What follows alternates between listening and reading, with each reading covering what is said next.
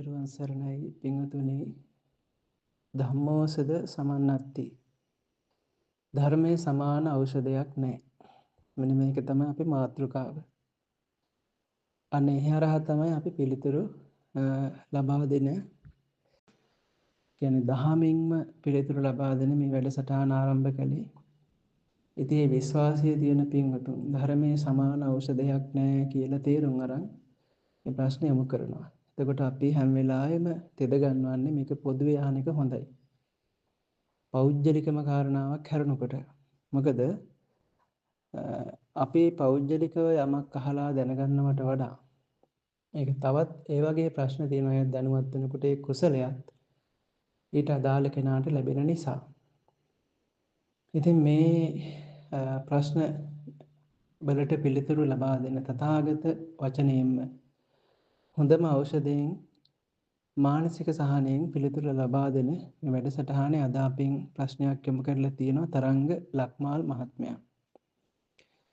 තරංග ලක්මාල් මහත්මයා මේ ප්‍රශ්නය මේ පිළිතුර තමන් සහ බිරිඳ ශ්‍රවණය කරන එක හොඳයි කියලා අපි මතක් කරා.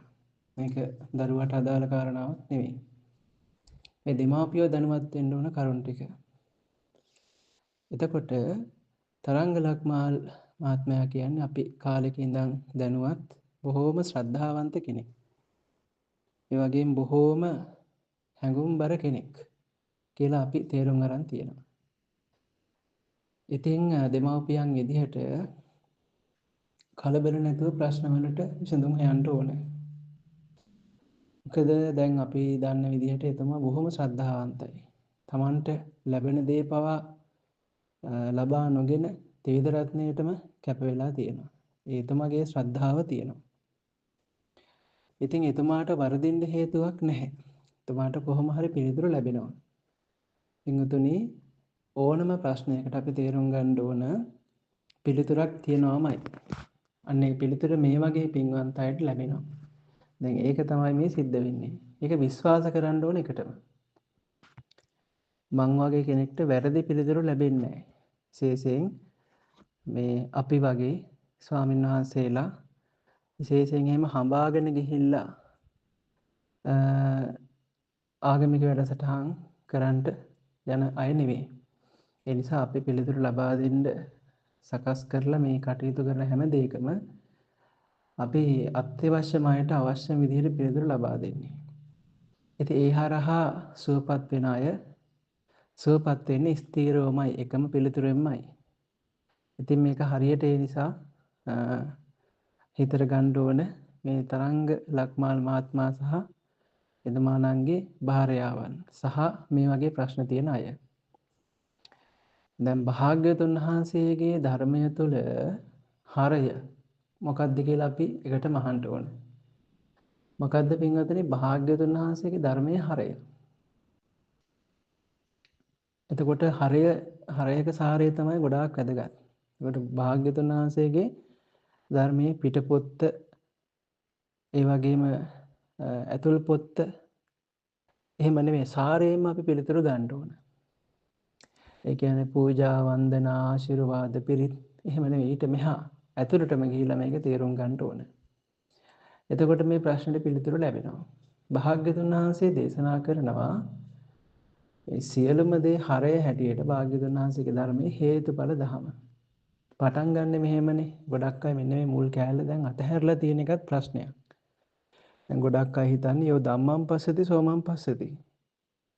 ධර්මයේ දැක්කොත් මං දකිනවා. නැහැ ඊට කලින් තියෙනවා යෝ පටිච්ච සමුප්පාදං පස්සති සෝ ධම්මං පස්සති. සෝ යෝ ධම්මං පස්සති සෝමං පස්සති. මෙතන මේ ධර්මයේ දකිනවා කියලා කියන්නේ නිවන් දකිනවම නෙමෙයි ජීවිතේ හැම දෙයකටම පිළිතුරු ලැබෙනවා. සැනසීම ලැබෙනවා. මේ ධර්මයේ හැර කවුද සැනසුනේ වෙන තැනකින්? අසරණ සුනීත සෝපාක පටාචාර මීට වඩා ප්‍රශ්න තිබ්බය හැමෝම සැනසුනේ බුදුදහමින්. අන්නේ බුදුදහමේ හරය තමයි හේතුඵල ධම කියලා කියන්නේ. ඕනම ප්‍රශ්නයකට හේතුවක් තියෙනවා. මෙන්න මේ හේතුව හඳුනාගත්තොත් ප්‍රශ්නයට පිළිතුරු සපය ගන්න පුළුවන්. ඉතින් ඒ නිසා මේ තරංග ලක්මාල් මහත්මයා සහ මේ ශ්‍රවණය කරන අය මේ වගේ ප්‍රශ්න දෙන අය මේ හේතුව හඳුනා ගන්න ඕන.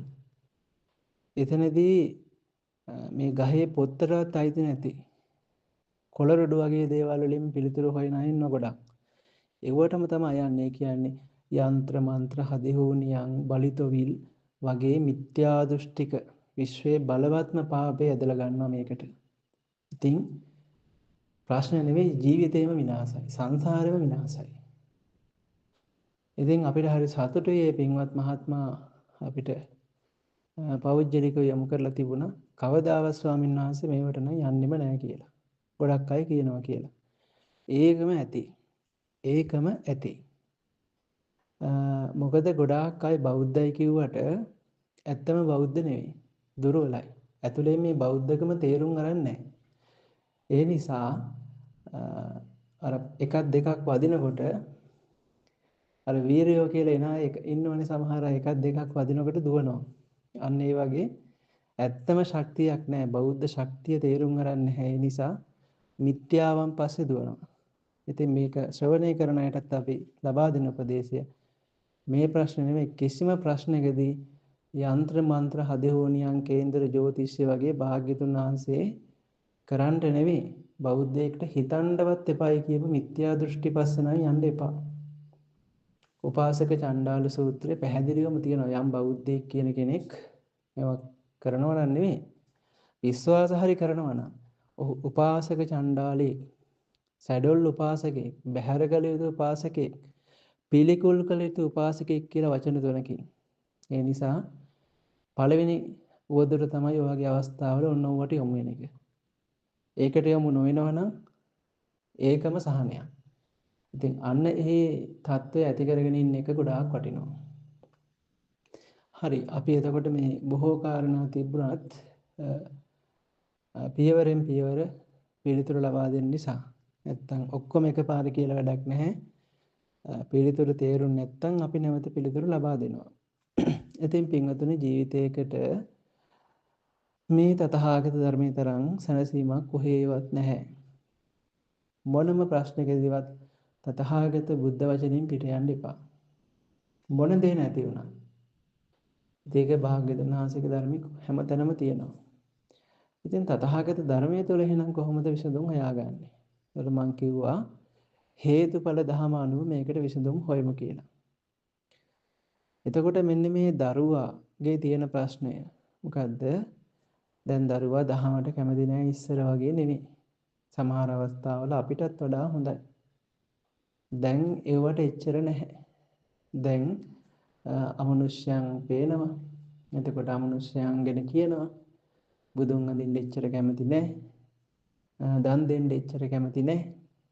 මේ වගේ අර දරුවගේ මානසික ස්වභාවය වෙනස් වීම. එතකොට පින්වතුනි වාහනයක ක්‍රියාකාරී බව දන්නේ නැති කෙනා මේක රෝද වලින් කරකෙන්නේ මේක එන්ජිමක් තියලා මොකුත් දන්නේ නැති කෙනෙක් වාහනයකට පූජා වට්ටියක් තියලා පූජා කරන්න පුළුවන්. හැබැයි ඇත්තටම දන්න කෙනා ඒ වගේ දේවල් කරන්නේ මේක කොහෙද ප්‍රශ්නේ කියලා බලනවා. අන්න ඒ වගේ අපි මේ ප්‍රශ්නේ දිහා බලන්න ඕනේ. මේ ප්‍රශ්නයට ප්‍රධාන හේතුව පින්වතුනි මේ වගේ ප්‍රශ්න වලට ප්‍රධාන හේතුව මානසික දුර්වල භාවය. මොන කර්මයාවත් මොන අමනුෂ්‍ය හිටියත් දැන් අමනුෂ්‍ය ඉන්න හැමතැනම මේ අපේ ඇහැ දියුණු කරොත් සිත දියුණු කරොත් බලන්න පුළුවන් ඇඟිල්ලක් ගහන්න බැරි තරම් අමනුෂ්‍යයෝ ඉන්නවා. ඉතින් ඒක අලුත් දෙයක් නෙමෙයි අපේ ඥාතීන් මිච්ඡාය නොවිච්ඡාය හැමතැනම ඉන්නවා. සමාජයේ ප්‍රශ්නත් හැමතැනකම තියෙනවා. දැන් ඇත්තටම රහතන් වහන්සේලාටනේ අපිට වඩා අමනුෂ්‍යයන් පේන්නේ. රහතන් වහන්සේලා අපිට වඩා සතුටින් ඉන්නවනේ. අපිට වඩා මොනතරම් ප්‍රශ්නකාරී අවස්ථාවකත් රහතන් වහන්සේ නමක් නැත්නම් අපිම ගන්නකො අපිම රහත් වෙනවා අපිට ප්‍රශ්නයක් නේ. එහෙම නැත්නම් අපේ ජීවිතේම අරන් බලන්න අපි දැන් කිසි ගාණක් නැතුව ඉන්න ප්‍රශ්න ඇතැම් විට අපිට අතීතයේදී මහා ප්‍රශ්න දැන් ඒව ගාණක්වත් නැහැ. ඒකද මානසික ශක්තිමත් භාවය තියෙනවා නම් ප්‍රශ්නයක් නැහැ. වෙලා තියෙන්නේ මේ දරුවගේ මනස දුර්වල වෙන එක. දුර්වල වෙලා තියෙනවා. එතකොට මේක අහන හැමෝම තේරුම් ගන්න ඕන මේ වගේ ප්‍රශ්න වලට දරුවෝ හරි වැඩිහිටියෝ හරි කවුරු හරි යමු එනකොට පළවෙනි කාරණාව තමයි මානසිකව දුර්වල වෙලා. මනස වැටිලා. මනසේ ශක්තිය බලය අඩු වෙලා. අන්න ඊට පස්සේ තමයි පින්වතුනි එක එක ඒවා එන්න ගන්න. දැන් උදාහරණයකට ශරීරයේ දැන් මේ ලෙඩ රෝග හැමදැනම තියෙනවා. හැබැයි අපිට හැදෙන්නේ නැහනේ. ඇයි හැදෙන්නේ නැත්තේ? අපේ ප්‍රතිශක්තිකරණ පද්ධතිය ශක්තිමත්. ප්‍රතිශක්තිකරණ පද්ධතිය දුර්වල වුණාම හැමදේම ලෙඩ වෙනවා. දැන් HIV ආසාදනය වුණාම ඒක 아무තු ලෙඩක් නෙමෙයි. ඒකෙන් එන්නේ ප්‍රතිශක්තිකරණ පද්ධතිය හානි කරනවා. හානි කරාට පස්සේ ඉතින් හේම විරිසාවකින් උනත් මැරෙන්න පුළුවන්. එතකොට අමනුෂ්‍යව නෙමෙයි උතන ප්‍රශ්නේ. ඔය ඔක්කොම ප්‍රශ්න ඇති වෙලා තියෙන දරුවාගේ මානසික දුර්වල භාවය නිසා. එතකොට ඇයි දරුවාගේ මනස දුර්වල වුනේ? හොඳට හිටපු දරුවා. පළවෙනි කාරණාව තමයි ඔය කියපු කරුණුත් එක්ක. අර මේ මුලින්ම කර්මය අපිට ගන්න වෙනවා. කර්ම ශක්තිය දුර්වල වෙලා තියෙනවා. නැත්නම් බලවත් කර්මයක් ඵල දෙන්න පටන් ගන්න තියෙනවා. ඒකත් හේතු වෙලා අර දරුවාට ගුරුවරයෙක් කරපු කරදර ඒ සැර පරුෂ බව ඒකත් එක්ක දරුවාගේ මනස කඩා වැටෙනවා. ඇයි මට මෙහෙම කරන්නේ? එයා හිතනවා ඇතුලෙන්. ඇයි මට මෙහෙම වෙන්නේ? මම පින් කරනවා. කොහොම පින් කරාට මේ හොඳ වෙනවා කිව්වට මට මෙච්චර කරදර වෙන්නේ ඇයි? දරුවා ගොඩාක් හිතලා තියෙනවා මේ ගැන. ඕනවට වඩා වැරදි පැත්තට හිතලා තියෙනවා. දරුවාගේ මනස දුර්වල වුණා. ඒක තමයි උනේ. ඊට පස්සේ ඒ පැත්තට යන්න ගත්තට පස්සේ ඒ තියෙන හැම දෙයක්ම එක එක විදිහට පේන්න ගන්නවා. දැන් සමහර ලාවට මේ මම එක එක හේතු කියන්න යන්නේ ඒව ගැන වැඩි හිතන්න පුළුවන් නිසා ඕනකට වඩා ওই සිද්ධ වෙන හැම දෙයක්ම දරුවා දකින්න ගන්නව අනිත් පැත්තට. මටමයි වෙන්නේ. දැන් අපේ ඇතැම් මේ අය ඉන්නවා කර්ම ශක්තිය දුර වෙච්ච ස්වාමීන් වහන්සේලා. ඒක ස්වාමීන් වහන්සේ නමක් කියනවා හැමෝම මන් දිහා නරක විදිහට බලන්නේ කියලා. එහෙම කවුරුත් බලන්නේ නැහැ. හැබැයි එහෙම හිතෙනවා. හැමෝම මන් දිහා නරක විදිහට බලන්නේ. මට කවුරුත් නැහැ. මෙහෙමයි කියලා එකතු කරගන්නවා. අන්න එකතු කරගන්න මනස දුර්වල වෙන්න දුර්වල මනසක ශ්‍රද්ධාව රඳන්නේ නැහැ. මේ දරුවට ශ්‍රද්ධාව නැහැ නෙවෙයි. ඒක හොඳට තේරුම් ගන්න ඕනේ. මේ දරුවට ශ්‍රද්ධාව නැහැ නෙවෙයි. ශ්‍රද්ධාව තියෙනවා. විශේෂයෙන් මේ වගේ කාලෙක කියන්නේ විශ්වයේ පින්වන්තම ලෝකේ බුදුවරුන්ගේ ලෝකයේ පින්වන්තම කාලේ මහා භද්‍ර කල්පේ බුදුවරු 5 නමක් උපදින දුර්ලභ පින්වන්තම කාලේ බෞද්ධ රටක බෞද්ධයෙක් වෙලා ඉපදෙලා විශේෂයෙන් අරණ්‍ය වාසී ස්වාමින් වහන්සේලා ඇසුරු කරලා උන්වහන්සේලාට උපස්ථාන කරන්න තරම් පින් තිබ්බ පින්වන්ත පුතෙක් මේ. එහෙම පුණ්‍යෝත්පත්තියක්. එනිසා මේ දරුවට ශ්‍රද්ධාව නැහැ පින් නැහැ නෙමෙයි. කර්මයක් මතුවනවා. පින් තිබ්බනට කර්මත් මතුවෙනවනේ. ඇතැම් වෙලාවට පින බලවත් වෙනකොට සසර ගමන වේගවත් වෙන නිසා දැන් ওই සමහර අය කියන පින් කරන අපිටමයි කරදර. ඒක අපි කලින් කියලා තියෙනවා. අපි වාහනේ වේගය දාලා යනවා 50ට. එතකොට 1 කිලෝමීටර කනුවයි අහුවෙන්නේ. අපි 100ට දාලා යද්දි කිලෝමීටර කණු දෙකක් හම්බ වෙනවා විනාඩියට. කලින් විනාඩියට හම්බුනේ 1යි නම්. ඇයි ගමන වේගවත්. හැබැයි වටිනකම තමයි වැඩි වෙලාවක් අල්ල හිටින ඉක්මනට හොඳ වෙනවා. ඒ කියන්නේ ඉක්මනට පහු වෙනවා වගේ ඒ කර්ම ගෙවිලා යනවා. අපි ගොඩාක් පින්දහම් කරනකොට කරදර වැඩි වෙනවා කියලා ඇතැම්මයි කියන්නේ වැඩි වෙනවා නෙමෙයි. සංසාරේ ඉදිරියට ඵල දෙන්න අනිවාර්යෙන් ඵල දෙන්න තියෙන කර්ම පවා ඉක්මනට මුණ ගැහෙනවා. හැබැයි වැඩි වෙලාවක් තියෙන්නේ නැහැ. හැබැයි ඒක හරි හොඳයි. නැත්තම් ඕක කල්ප ගාණක් ගෙවන්න තියෙන කර්ම. අනිත් එක ධර්මයේ තියෙන නිසා අපිට මෛත්‍රී කරුණාවත් එක්ක අර ඒ අකුසල් නැවත තව අකුසල් කරගන්න නැතුව මුණ දෙන්න පුළුවන්. ඒ නිසා කර්ම ඵල දෙන්න හොඳම අවස්ථාව තමයි ධර්මයේ තුල ඉන්න අවස්ථාව. ධර්මයේ දන්න අවස්ථාව. නැත්තම් අපි ඒවත් එක්ක හැප්පිලා වෛර කරලා තව මහා අකුසල් රැස් කරගන්නවා. ඉතින් කුමක් හෝ හේතුවෙන් මේ හේතුව මේ සියලු දෙයට හේතුව තමයි දරුවගේ මනස දුර්වල වීම. එයා දුර්වලයි. එයා පව්කාරයි. එයා වාසනාවන්ත නෑ වගේ හිතවිලි යාට වැඩියෙන් ඇති වෙලා තියෙනවා. ඒ වැඩිවීමත් එක්ක ඇති වෙන මානසික දුර්වලතාවයත් එක්ක ඇති හෝ නැති ප්‍රශ්න තව එනවා. උදාහරණෙට ඒ 100 පේනවා කියන එක. ඒක දැන් 100 උපදින්නත් කලින්, ඉතින් 100 මැරෙන්නත් කලින් පස්සේ මැරුණටත් පස්සේ මේ පුතා ඉපදිලා තියෙන්නේ. ඒ වුණාට ඒ 100 ගැන අහලා තියෙන කරුණු නිසා පින්තූරයක් දැකලා මොකක් හරි දෙයකින් එයාට ඇතිවෙච්ච මානසික තත්ත්වයක් වෙන්නත් පුළුවන්. අපි හිතුව මෙහෙම නෑ කියලා. ඇත්තටම එහෙම වුණා කියලා. එහෙම වෙන්නත් පුළුවන්. එතකොට ඒකට හේතුව තමයි මනස දුර්වල වෙනවා. මනස දුර්වල වුණාම අමනුෂ්‍යව පේන්න ගන්නවා. නැති දේවල් පේන්න ගන්නවා. ප්‍රශ්න ඔක්කොම එනවා. එහෙනම් දැන් කරන්න ඕන මේකට පිළිත් කියලා ආශිර්වාද කරන එකත් හොඳයි. හැබැයි වැදගත්ම දේ මේ දරුවගේ මනස ශක්තිමත් කරන්න ඕනේ. ඒක අපි කරන්න ඕනේ. භාග්‍යවතුන් වහන්සේ දේශනා කරනවනේ ප්‍රශ්න විසඳ ගන්න ක්‍රම තුනක්. අපි භාවිතා කරන ඉද්ධිපාතිහාරය, අනුශාසනාපාතිහාරය, ආදේශනාපාතිහාරය. එතනදී මේ ඉද්ධිපාතිහාරය දක්වලා හිත වෙනස් කරන එකටත් අනුන්ගේ හිත බලලා පිළිතුරු ලබා දීලා ඒ කරන එකටත් වඩා මේ ධර්මයේ තුලින් ප්‍රායෝගිකව මේකේ સિદ્ધාන්ත ටික, තියරි ටික අපි කියන්නේ හේතුඵල මේ කාරණාව හඳුනා ගන්න එක තමයි බලවත් කිව්වේ. දැන් අපි පිළිතුරු ලබා දෙන්නේ යනවා. අන්න පිළිතුර මේ දරුවගේ මනස ශක්තිමත් කරන්න. දැන් මේ දරුවා පින් කරලා තියෙනවා. සංඝයාට වත් කරලා තියෙනවා. හැබැයි එක දෙයක් අඩු වෙලා තියෙනවා. එහෙම නැත්නම් මේ දරුවා කරාට හිතට ගිහිල්ලා නැහැ. මොකද්ද? මේක කවුරුත් හිතට ගන්න ඕන දෙයක්. පින් කරනවා නම් ඒ ස්වාමීන් වහන්සේලාට දැන් ගොඩාක් වෙලාට අපි දකිනවා. ගිහිල්ලා පින් මේ දැන් මෙහෙට උනත් ඇතැම් වෙලාවට එන අය ඉන්නවා. ගොඩාක් දුර ඉඳන් ඇවිල්ලා ඒ මුණ ගැහෙන දවස්වල පින්ඩපාතේ පූජා කරලා ඉක්මනට යන්න තමයි හිතන් ඉන්නේ. ඒ නිසා අපි කැපකරු මාතාවට මතක් කරලා තියෙනවා මෙහෙට හැමෝම ගන්න එපා. මෙන්න මේ කාරණා සහිතව ඉන්න අය විතරක් එකතු කරගන්න. සහ ඒ එනවනම් අපි පැය දෙකක් ධර්ම සාකච්ඡා කරනවා. ඒ දෙක ඉන්නවනම් විතරක් එක්කන් එන්න. ඇයි එහෙම කියන්නේ? නැත්තම් එනවා ආවට මොකද්ද කරේ කියලා දන්නේ යනවා.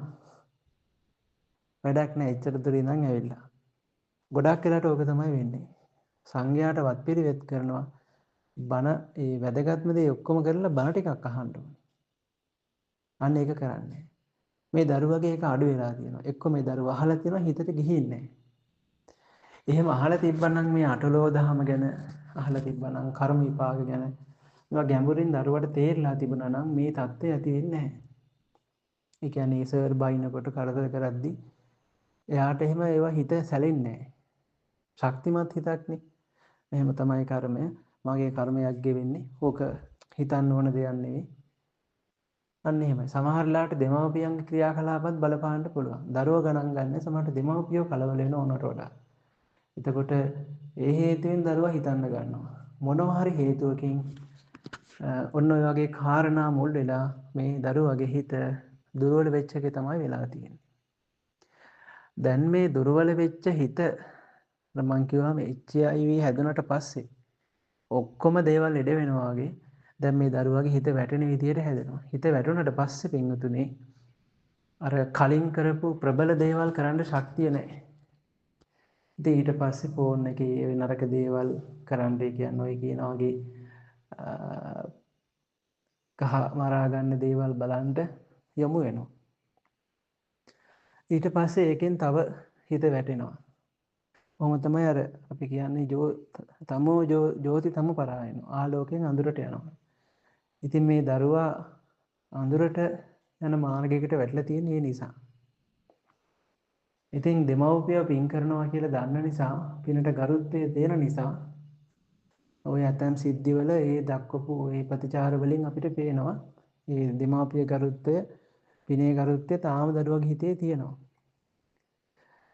ඉතින් කෙටියෙන්ම ගත්තාම දැන් මේ දෙමව්පියෝ දෙන්න කරන්න ඕනේ දරුවගේ හිත ශක්තිමත් කරන එක. දරුවට අකම්පිත හිතක් හදාගන්න උදව් කරන එක. ඒ කියන්නේ දරුවට කියලා දෙන්න ඕන.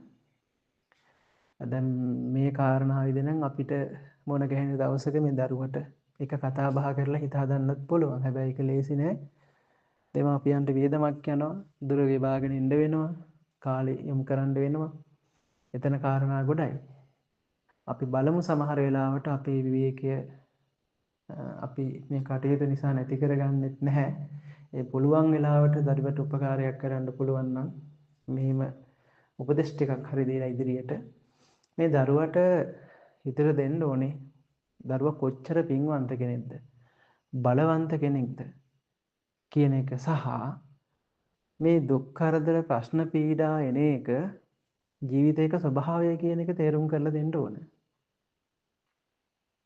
ඊළඟට මේ කර්ම විපාකවල ස්වභාවය තේරුම් කරලා දෙන්න ඕන. ඔන්න ඔය කාරණා තේරුම් කරනකොට දරුවාගේ හිත ශක්තිමත් වෙනකොට ওই ප්‍රශ්නේ ඉබේම මඟ හරිනවා. දැන් ගන්නකො පිටරට බුදුදහමක් නැහැනේ. එතකොට පින්වත්නි ඒ ඇත්තෝ යන්නේ ඔය සයිකොලොජි කෙනෙක් ළඟට යන්නේ. මේ සයිකියාට්‍රික් කෙනෙක් ළඟට යන්නේ. එතකොට ඒ අය මේ බුදුදහමක් මොකුත් කතා කරන්නේ නැහැ. එයාත් එක කතා කරලා එයාගේ හිත ශක්තිමත් කරනවා. ප්‍රශ්නේ විසඳන්නේ එහෙමයි. ඉතින් අර අපි හැදිච්ච සංස්කෘතියත් එක්ක දරුවාගේ හිත ශක්තිමත් කරන්න, දරුවා විශ්වාස කරන ආගමික කටයුතු කරන එකත් වටිනවා. මොකද ඒකේ බලයක් ඇත්තටම තියෙනවානේ. නිවසේ තුන් සූත්‍රය සජ්ජායනා කරන එක. හැබැයි ඒ තුන් සූත්‍රය සජ්ජායනා කරත් ඊට කලින් දරුවට කියලා දෙන්න ඕනේ, ඔළුවට දෙන්න ඕනේ මේකේ තියෙන බලවත්කම. අනේ ඒ වගේනොත් දරුවාගේ හිත ශක්තිමත් වෙනවා. දැන් තුන් සූත්‍රය කිව්වනේ. තුන් සූත්‍රයනේ මේ සජ්ජායනා කළේ කියලා අර හිත කොහොම හරි බලවත් කරන්න ඕනේ. හැබැයි ඉතින් වැදගත්ම දේ තමයි දරුවට අවබෝධය ලබා දෙන එක. එතකොට මේ අවබෝධය ඇති වෙනකොට දරුවාගේ හිත ශක්තිමත් වෙනකොට දරුවාගේ කුසල පක්ෂය බලවත් වෙනවා. එතකොට අරව නොපෙනී යනවා. ඇත්තටම පේන මනුෂ්‍යයන් ඉන්නවනම් ඒක නොපෙනී යනවා. ඊට පස්සේ හිත කලබල වෙන්නේ, කම්මැලි වෙන්නේ, ප්‍රීතිමත්. ඉතින් ඒ නිසා වැදගත්ම දේ තමයි දරුවාගේ හිත හදන එක. සතියෙන් සිහියෙන් ශක්තිමත්ව ඉන්න පුළුවන් හිතක් හදන එක. ඒක කරන්න තියෙන්නේ කතා බහ කරලා කරුණු අවබෝධ කරලා දීලා. එතකොට ඒක තමයි වැදගත්ම දේ. ඊට අමතරව ඔය දරුවා විශ්වාස කරන ආගමික කටයුතු සිද්ධ කිරීමෙනුත් දරුවට දැනෙනවා දැන් මං ශක්තිමත් කියලා. ඒ තුළිනුත් ඔය ප්‍රශ්න විසඳ ගන්න පුළුවන්. ඉතින් මේ වගේ ප්‍රශ්න සාමාන්‍යයෙන් ජීවිතවලට එනවා. ඉතින් දැන් සමහර වෙලාවට දෙමව්පියොත් අනේ අපි පින්කම් කරනවා අපිට වෙනවනේ වගේ තත්වයකට හිතන්න ගත්තොත් දරුවත් කොහොමවත් වැඩෙනවා. ඉතින් මේක ලොකු කාරණා කියන්න තියෙනවා මේ ගැන. අවසාන වශයෙන් කෙටියෙන් සිහිපත් කරොත් මෙන්න මේක තේරුම් ගන්න. ගොඩක් අය පින් කරනවා මේ කියලා තියෙනවා ලොකු දේශනාවකින්. හැබැයි ආශිර්වාද කරාට වැඩ කරන්නේ. පහුගිය කාලෙත් එහෙම දෙයක් වුණා. ඒකට හේතුව තමයි සිල්වත් බව නැහැ. මිත්‍යා දෘෂ්ටික දේවල් කරනවා. ඉතින් ලොකම පව කලවම් වුණාම පින පළ දෙන්නේ ඔය වගේ තියෙනවා. ඊට මෙහා දැන් පිනක් කරලා යහපත් දෙයක් කරලා ආශිර්වාදයක් කරනකොට ඒක මේ ක්‍රියාත්මක වෙන්නේ සීලයෙන් භාවනාවෙන් විශේෂයෙන් නොසැලෙන අකම්පිත හිතකින් කරොත් තමයි ඒක වැඩ කරන්නේ. ඒ උපේක්ෂා සහගත මේ සමාධිමත් හිත ඇති වෙන්නේ මොකක් නිසාද? බොජ්ජංග ධර්මවල ඒක විස්තර කරනවා. ඒ වගේ ප්‍රඥාවන්ත හොඳ හිතක් ඇති වෙන්නේ හිතේ සමාධියක් තිබුණා. එකඟ බවක් තිබුණා. හැබැයි එකඟ බව නිකන් ඇති වෙන්නේ නැහැ. ඒකටත් හේතුවක් තියෙනවා. මොකක්ද ඒකට හේතුව? සද්ධා, විරිය, සති, සමාධි, ප්‍රඥා. මේ විරිය, ප්‍රීති, පස්සද්ධි, සමාධි, ප්‍රඥා. මේ විදිහට තමයි යන්නේ. එතකොට සිහිය තියෙන්න ඕනේ හිතේ. හිතේ යම්තාක් හොඳ සිහියක් තියෙන්න ඕනේ. එතකොට හිත එකඟ වෙනවා. හිත එකඟ වුණාම හොඳ අකම්පිත හිතක් ඇති වෙනවා. එතකොට කරන ප්‍රාර්ථනාව ඉටු වෙනවා. ආශිර්වාද වැඩ කරනවා. ඉතින් එහෙම සති සම්පන්න හිතක් ඇති වෙන්නේ සැහැල්ලු හිතක. හිත සැහැල්ලු නැත්නම් කලබල නම් ඒත් බෑ. කලබල නැති සැහැල්ලු හිතක් ඇති වෙන්න නම් ඒකටත් හිතේ ගුණයක් තියෙන්න ඕනේ. මොකද්ද? ප්‍රීතිය. හිතේ ප්‍රීතිය තිබුණොත් හිත සැහැල්ලු වෙනවා. හිත සැහැල්ලු වුණොත් සමාධිගත වෙනවා. සමාධිගත වුණොත් එහෙම ප්‍රඥාවන්ත අකම්පිත ස්වභාවයක් හිතේ ඇති වෙනවා. ඒක ඇති වෙන කාටද? විරිය. වීරිය කරන කෙනාට. බණ අහන්න, කරුණු අවබෝධ කරගන්න, දන් දෙන්න, සිල් රකින්න, භාවනා කරන්න වීරිය කරන්න ඕනේ. ඒ වීරිය තුලින් හිතේ ඇති වෙන ප්‍රීතියක්. මේ දරුවගේ හිතේ සතුටක් නෑ දැන්. ඒකනේ හේතුව. සතුට නැති නිසා සැහැල්ලුව නෑ. සැහැල්ලුව නැති නිසා සිහිය නෑ. සිහිය නැති නිසා සමාධි ප්‍රඥා ඒවා වැඩෙන්නේ නැහැ. ඉතින් පින වැඩ කරන්නේ කරුණු අවබෝධ වෙන්නේ. ඒ නිසා පොඩ්ඩක් වීරිය කරලා කටයුතු ටිකක් කරන්න ඕන. ඉතින් මේ දරුවට හැමදාම උදේට සිල් සමාදන් කරවලා සිල් කියන්නේ මේ 8 සිල් නෙමෙයි 500 සමාදන් කරලා බුද්ධ වන්දනාව කරලා කොහොම හරි මෛත්‍රී භාවනාව වඩන්න හුරු කරන්න ඕනේ. බුද්ධානුස්සති සහ මෛත්‍රී. බුදුගුණ 9 කියලා දීලා උගන්වලා ඒ බුදුගුණ බලය අදිෂ්ඨාන කරලා භාවනා මෛත්‍රී භාවනාව වඩන හැටි. ඉතින් ඒක දීර්ඝව කරන හැටි පැහැදිලිව අපේ යාව නිබ්බාන භාවනා වැඩසටහනේ දෙවෙනි හෝ තුන්වෙනි භාවනා වැඩසටහනේ විස්තර කරලා තියෙනවා. එතකොට ආශිර්වාදයක් වෙන විදිහට කරන හැටි. එතකොට පින්වතුනි මෙන්න මේ විදිහට පොඩ්ඩක් උත්සාහය ඕනේ. උත්සාහවත් වෙලා දරුවගේ හිත මේ අර මං කිය විදිහට කරුණු කාරණා අවබෝධ කරවමින් සිල්වත්ව දවසකට පාරක්වත් මෛත්‍රී භාවනාව බුද්ධානුස්සතියෙන් යුක්තව මෛත්‍රී භාවනාව බුද්ධානුස්සතිය පෙරට කොටගත්ත මෛත්‍රී භාවනාව වඩන්ට මේ දරුවට හුරු කරනවා නම් අන්න එතනින් ඔය දියුණුව ආරම්භ වෙනවා. ඉතින් ඒවට උපකාර වෙනවා බුද්ධ වන්දනා, පිරිත්, පින්කම් ආදිය. ඉතින් දැනට මං හිතනවා මේ කාරණා ප්‍රමාණවත් කියලා අපිට බොහෝ කරුණු අද මේකට සඳහන් කරන්න වුණා. ඉතින් මේ සම්බන්ධව තව විමසන්න ඕන නම් ඒකත් යොමු කරන්න පුළුවන්. හොඳයි. ධර්මාබෝධය පිණිස වේවා සුඛී හොතු නිබ්බාන පච්චය. සුවපත්ම වේවා.